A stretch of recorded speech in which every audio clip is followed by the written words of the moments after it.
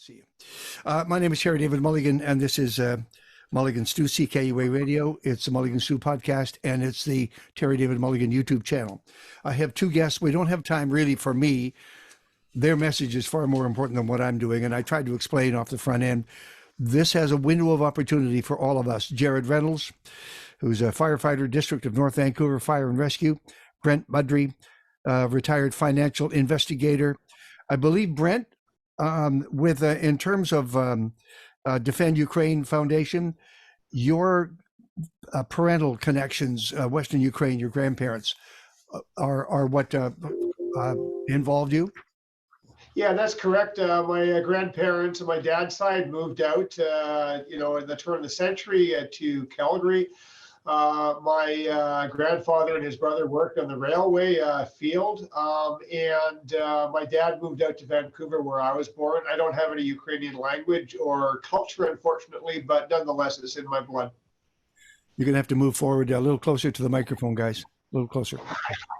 And Brent and Jared, how did you get involved? Where did this start for you?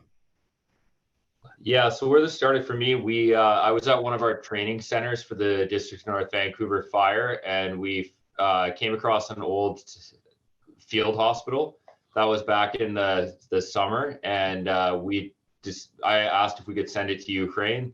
Once I was given permission, I started reaching out, trying to find contacts, and I was connected with Brent with Defend Ukraine.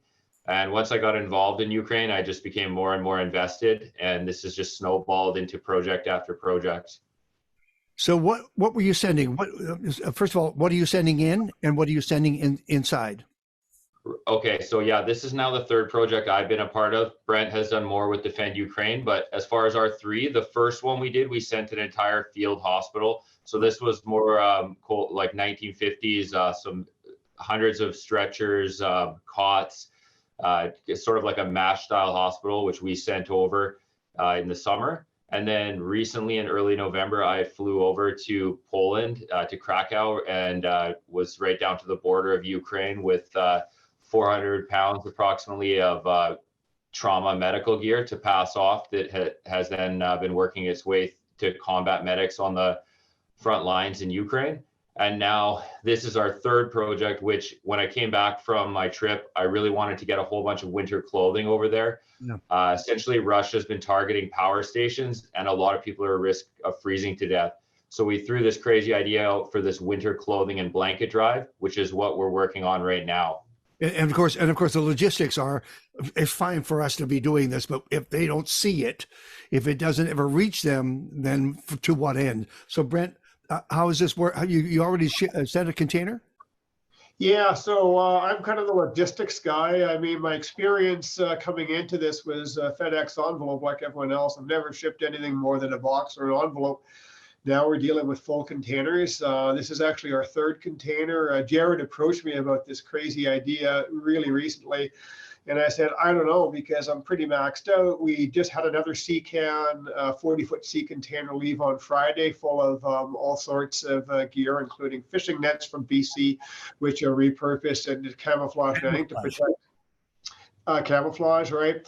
Anyways, so Jared, let's go for this one. So we're making it a run. So the bottom line is there's a lot of logistics in the actual packing and getting it all set. We've got a 40-foot sea container, which was imagine 3 and a bit Sprinter type vans back to back to back. And 8.5 feet high, so it's a lot of volume goes in there. We've got 20 pellets, 40 by 48 inch by 8.5 foot high. It's a huge packing ordeal. We ship it on train to Port of Montreal. Our previous sponsor, Canadian Pacific Rail or CP Rail, we're hoping they'll come on board for this project. They've been wonderful. It goes to Montreal, then it goes by sea, by container ship to Germany, to Bremerhaven. It gets cross-packed into a long truck there because they don't take any containers into Ukraine because they can't get them out because of the war. It goes into a truck.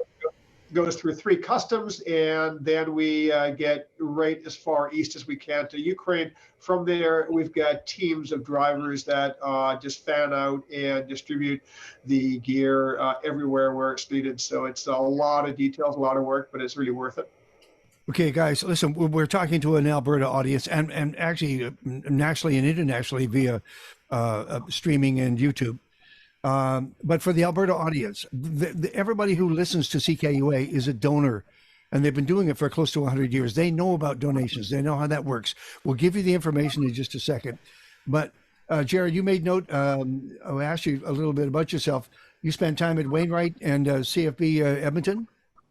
Yeah, that's correct. I spent 13 years in the Canadian Forces, mostly in the Army Reserves.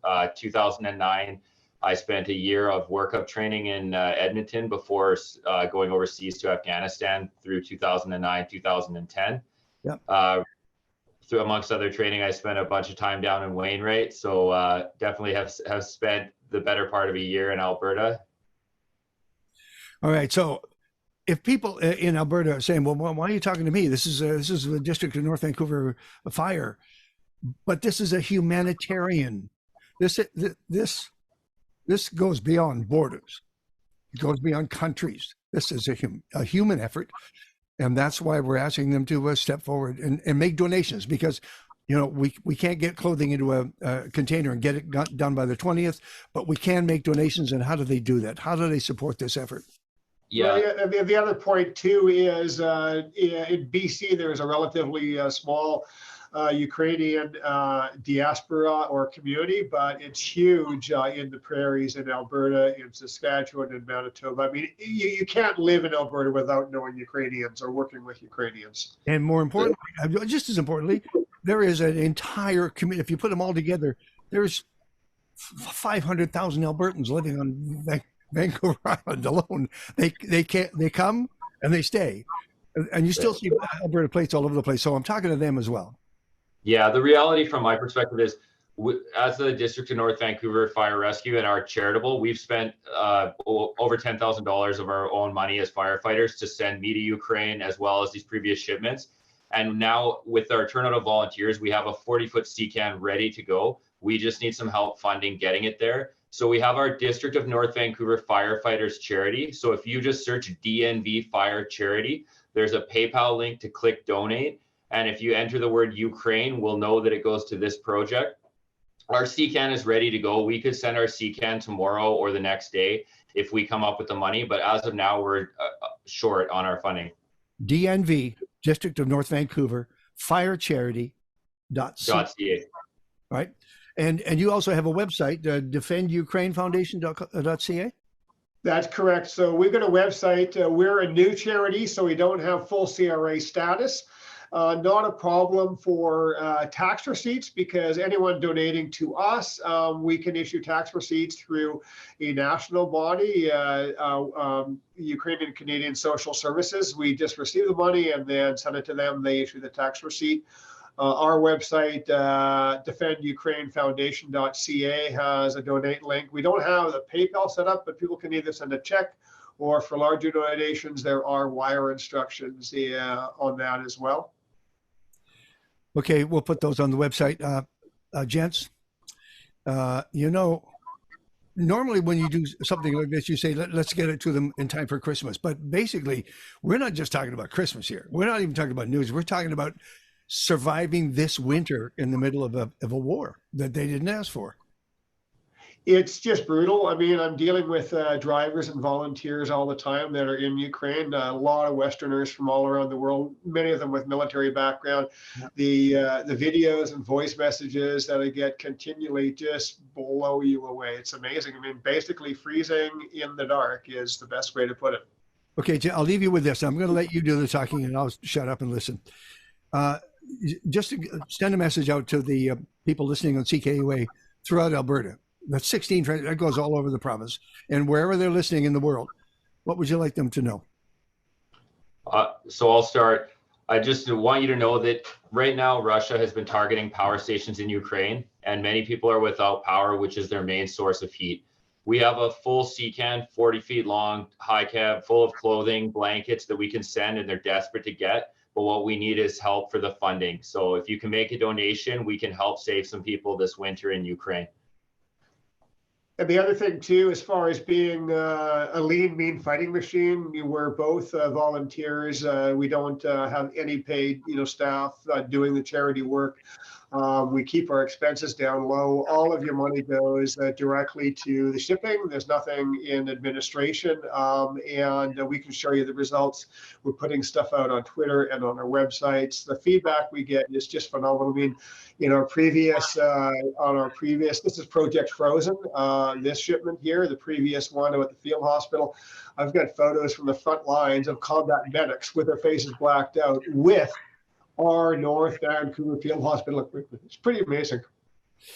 On the left, Jared Reynolds, firefighter. Brent Mudry on the right, retired financial investigator. Good work. Welcome to the world of media.